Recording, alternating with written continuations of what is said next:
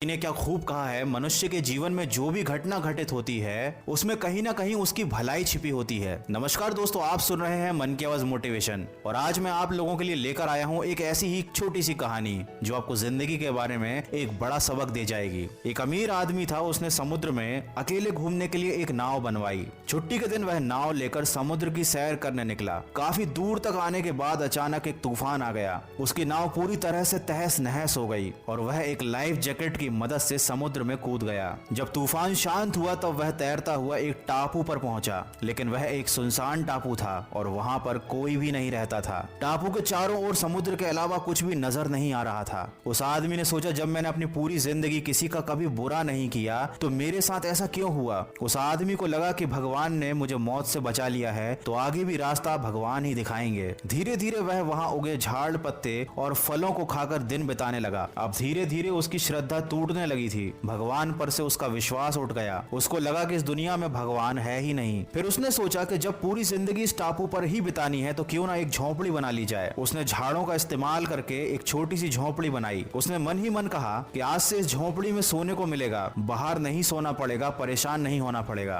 रात हुई ही थी कि अचानक मौसम बिगड़ने लगा। बिजली कड़की और जोर जोर से बारिश होने लगी। अचानक बिजली उस झोंपड़ी पर आकर गिरी, जिसकी वजह से उस झोंपड़ी में आग लग गई। यह देखकर वह आदमी टूट गया और गुस्से में बोला कि भगवान तो है ही नहीं, उसमें दया जैसी कोई चीज नहीं है, भगवान बहुत क्रूर है। वह व्यक्ति हताश होकर सिर पर हाथ रखकर रो ही रहा था कि अचानक एक नाव टापू के पास आई। नाव से उतरकर दो व्यक्ति बाहर आए और बोले, हम तुम्हें बचाने के लिए आए हैं। दूर से इस वीरान टापू पर जलती हुई झाड़ियां दिखी तो लगा कि शायद इस टापू पर कोई मुसीबत में है। अगर तुम अपनी झोंपड़ी नहीं जलाते तो हमको कभी पता ही नहीं चलता। यह सुनकर उस आदमी की आंखों से आंसू गिरने लगे। उसने ईश्वर से माफी मांगी क्योंकि वह समझ गया था कि उसे बचाने के लिए ही उसकी झोंपड़ी जलाई गई थी। दोस्तों, दिन चाहे सुख के हों या दुख के हों, हमेशा इस बात को याद रखिए कि जीवन में जो भी घटित होता है उसमें कहीं ना कहीं आपकी भलाई छुपी होती है। उस व्यक्ति की नाव डूबने से उसे जीवन का एक बहुत बड़ा सबक मिला। आपको ये कहानी सुनकर कैसा लगा मुझे कमेंट करके जरूर बताइएगा और ऐसी ही मोटिवेशनल स्पीच और कहानियों को सुनने के लिए मन की आवाज को खबरी ऐप पर फॉलो कर लीजिएगा। मैं मिलूंगा। ये कहानी सुनकर कैसा लगा मुझे कमेंट करके जरूर बताइएगा और ऐसी ही मोटिवेशन